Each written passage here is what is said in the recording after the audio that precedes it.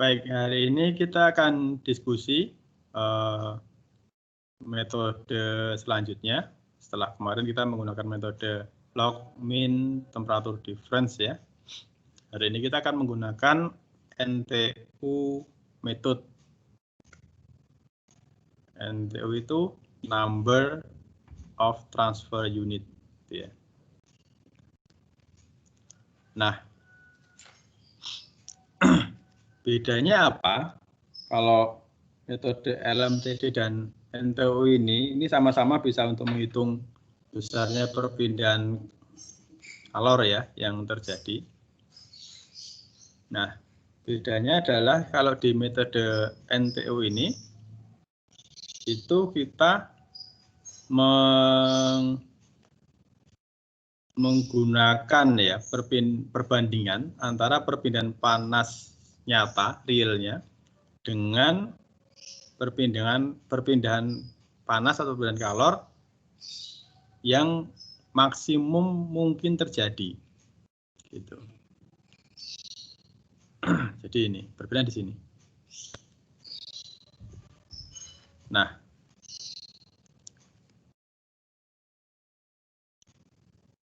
kemudian yang kedua, kalau dalam metode LMTD kemarin kan semua diketahui ya teman-teman ya. Semua diketahui nilai-nilainya, bahkan sampai nilai U ya, A, T in, T out, semua diketahui semua. Itu Anda bisa menggunakan metode LMTD. Nah, kalau dengan metode NTU nanti bisa untuk mengetahui misalnya kalau aliran fluidanya itu sekian kilogram per jam misalnya, maka temperatur keluar fluida itu berapa? Itu bisa dihitung dengan metode NTU.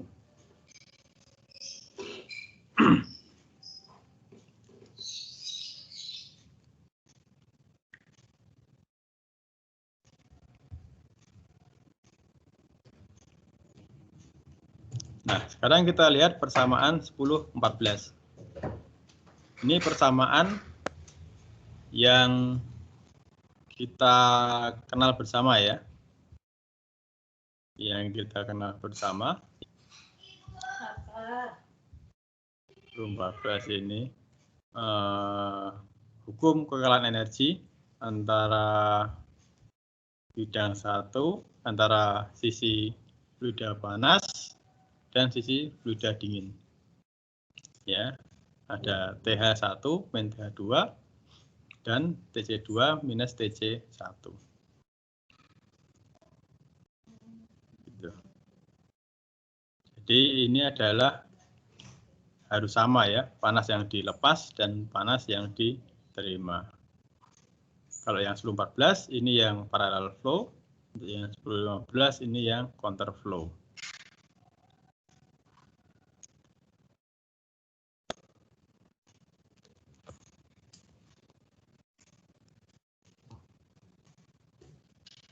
Nah, jadi kalau tadi di awal sudah kita sebutkan ya bahwa metode NTU ini menggunakan perbandingan ya antara perbedaan panas yang mungkin terjadi dibagi dengan perbedaan panas yang maksimal mungkin terjadi. Jadi yang real dibagi dengan yang maksimal gitu.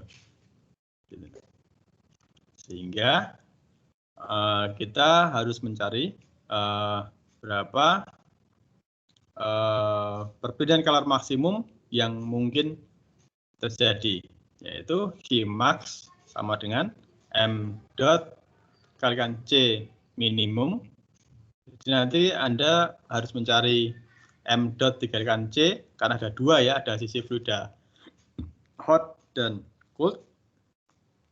Maka nanti ada yang maksimum dan minimum. Nah, di rumus ini kita pilih yang M dot C minimum dikalikan dengan delta T. Delta T-nya ingat suhu maksimum yang mungkin terjadi itu adalah suhu suhu hot inlet dikurangi dengan suhu cold inletnya atau masuknya. Jadi suhu fluida panas masuk dikurangi suhu fluida dingin masuknya. Nah, ini adalah Q maksimumnya.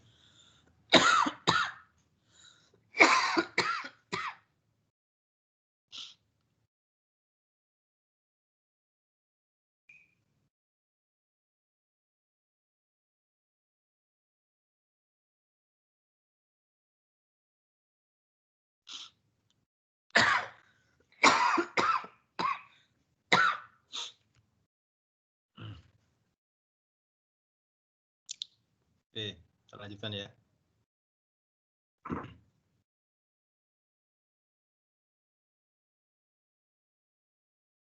Kemudian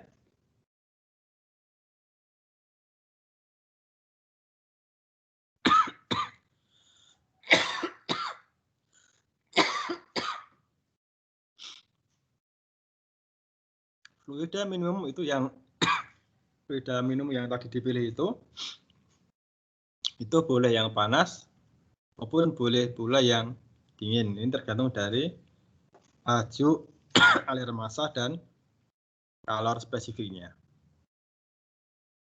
Nanti tinggal dipilih yang minum yang mana. Kemudian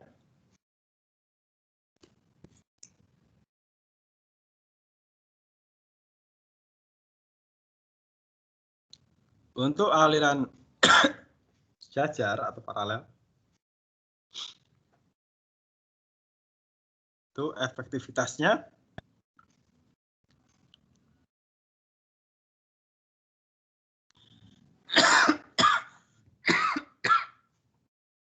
itu, mohon maaf ya.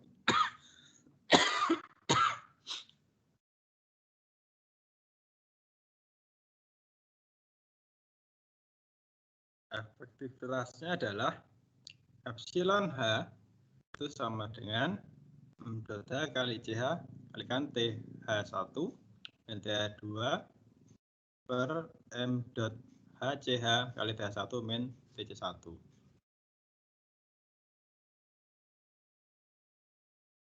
Epsilon C-nya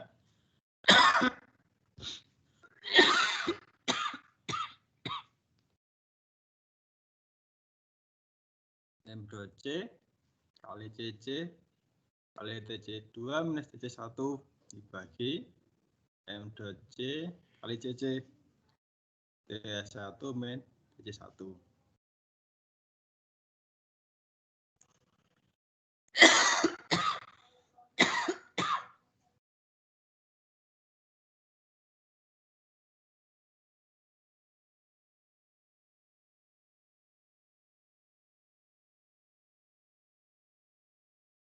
Kemudian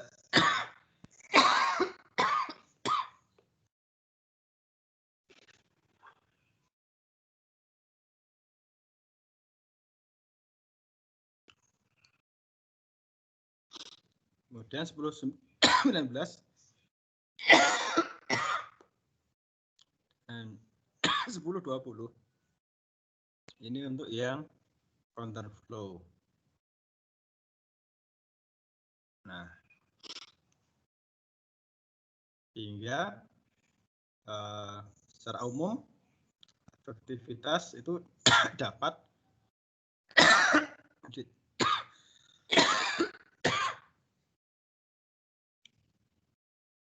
dituliskan ya pada persamaan 10-21 ini.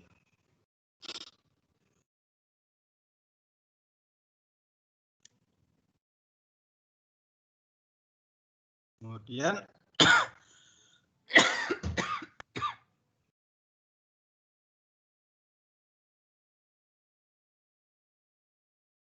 dari persamaan 10-10 yang kemarin ya di waktu kita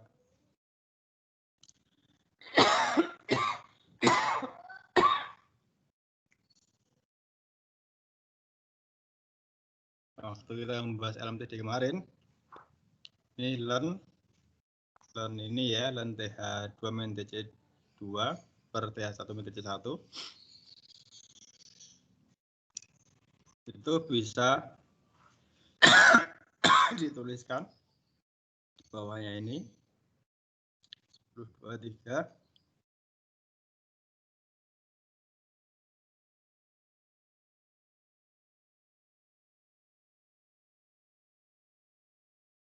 Kemudian jika fluida dingin adalah minimum fluidnya, maka efektivitasnya adalah seperti yang ini.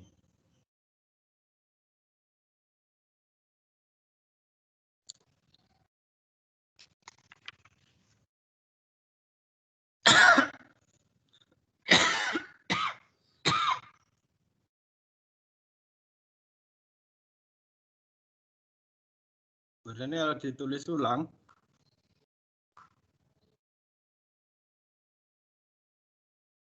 didapatkan persamaan 10-24 ini.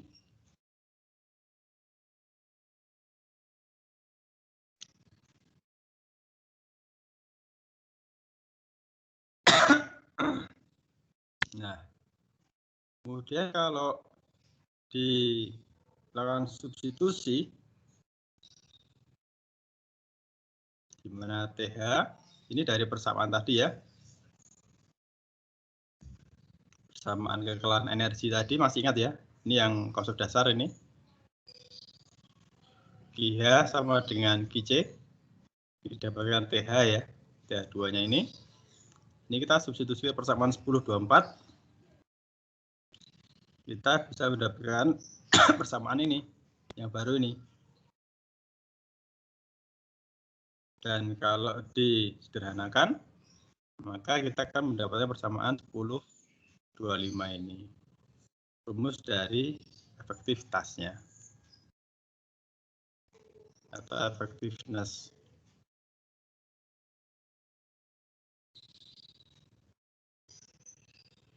Itu.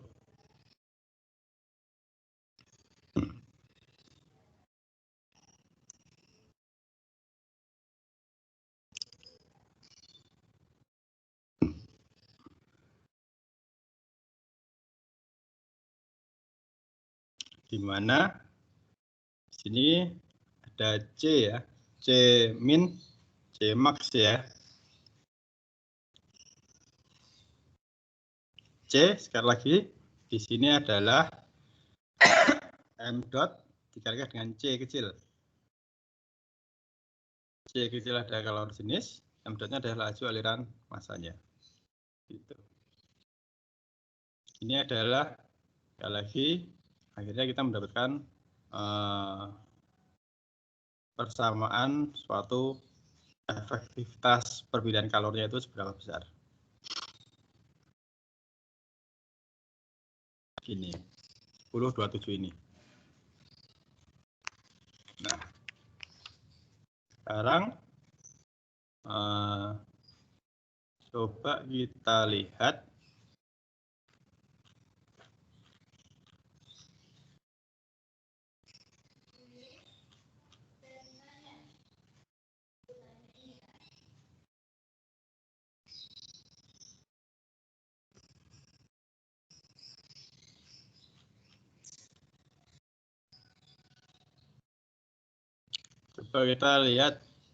contoh 10-4 ini ya. Penukar kalor pada contoh 10-4 digunakan untuk memanaskan air.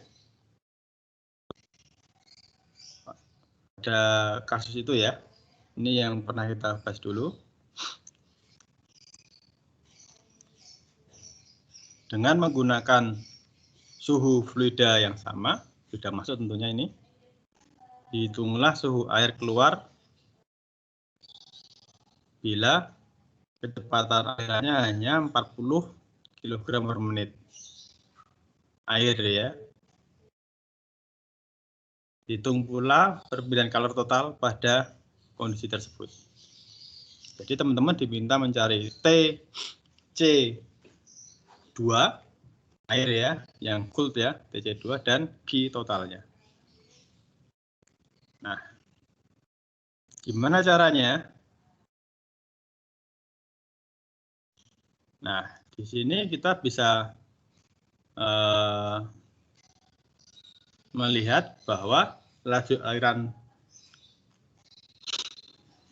minyak itu dapat kita ketahui dari kasus 10.4 itu. Ya, nanti silahkan kalau pas Anda baca-baca buku, Anda lihat kasus 10.4 di atas. Di mana M.H kali CH kali delta TH ini minyaknya sama dengan M.C kali CC kali delta TC. Ini coolnya atau airnya. Sehingga M.H-nya bisa diketahui. Bisa dihitung ya. 170,97. Kemudian kita mencari Cmax dan Cmin-nya. Seperti yang tadi sudah kita jelaskan di atas ya. C besar ya ini ya. Itu adalah M dot kali C kecil. Sehingga M.H kali CH itu sama dengan ini. Dimasukkan. Ini 170,97 ya per 60 kali 1900. M.C CC-nya sama dengan 40 per 60 kali 4180. Nah, kenapa ini 60 ada dibagi 60? Ini adalah karena satuannya M.nya tadinya kan dalam satuan kilogram per menit ya. Nah, sedangkan kalau kita mau menghitung energi ya, daya misalnya watt itu harus per detik. Nah, 1 menit itu 60 detik. Maka di sini dibagi dengan 60. Seperti ini. Sehingga kita sekarang bisa mengetahui bahwa C yang cooled-nya ini adalah yang fluida minimum. Sehingga C min C per C max-nya itu sama dengan ini, 2787 dibagi 5414.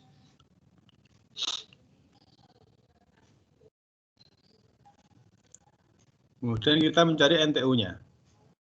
NTU-nya adalah U kali A dibagi dengan C min. Di sini NTU maksimum ya. NTU maksimumnya sama dengan 1,816.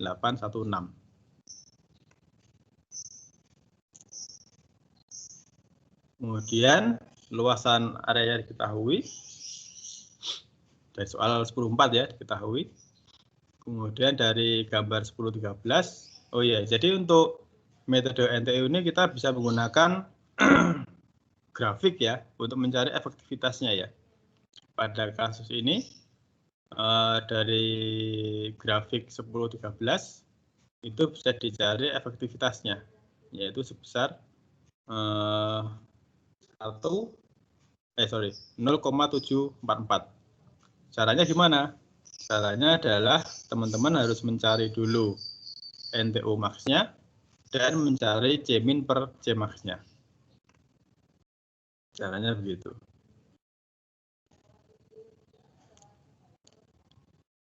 Nah, kemudian setelah ketemu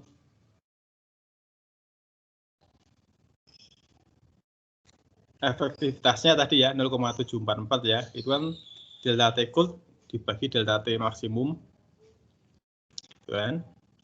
Delta T cooled-nya T dingin per 110 kurangi 35 sama dengan 0,744. Jadi delta T cooled-nya itu 58,8. Sedangkan air masuknya pada suhu 35, maka air keluarnya adalah 35 tambah 55,8 itu. Formula 90,8. Kemudian berapa nilai Q totalnya? Nah, Q totalnya itu bisa pakai sisi cold maupun sisi hot. Sama aja teman-teman. Kalau cold seperti contoh ini, misalnya M.C kali CC kali delta TC. Kalau yang sisi hot tentunya M dot H kali CH kali delta TH gitu ya. Dan hasilnya harus sama. Nah, kira-kira seperti itu untuk metode NTU. Kemudian untuk rumusan-rumusan NTU, itu sudah ada ditabelkan juga sama. Jadi sesuai dengan kasusnya masing-masing seperti apa. Silakan teman-teman baca sendiri tabel-tabel ini, kasusnya seperti apa, tinggal memilih rumusnya yang mana yang paling tepat. Oh, ini saya terbalik ya gambarnya ya. Jadi untuk mencari efektivitas yang bawah ini, teman-teman harus tahu dulu NTU-nya dan tahu C-min per C-max-nya ini, yang garis merah ini. Lalu kemudian ditarik ke bawah, ketemulah efektivitasnya berapa.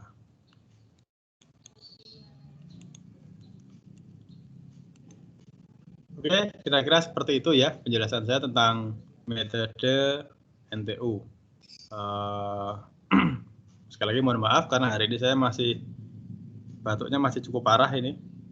Dan saya juga belum ke kampus sampai hari ini, sudah hampir 2 pekan menjaga biar tidak menyebar ke teman-teman yang lain juga, ke mahasiswa juga. Saya layani secara online semua.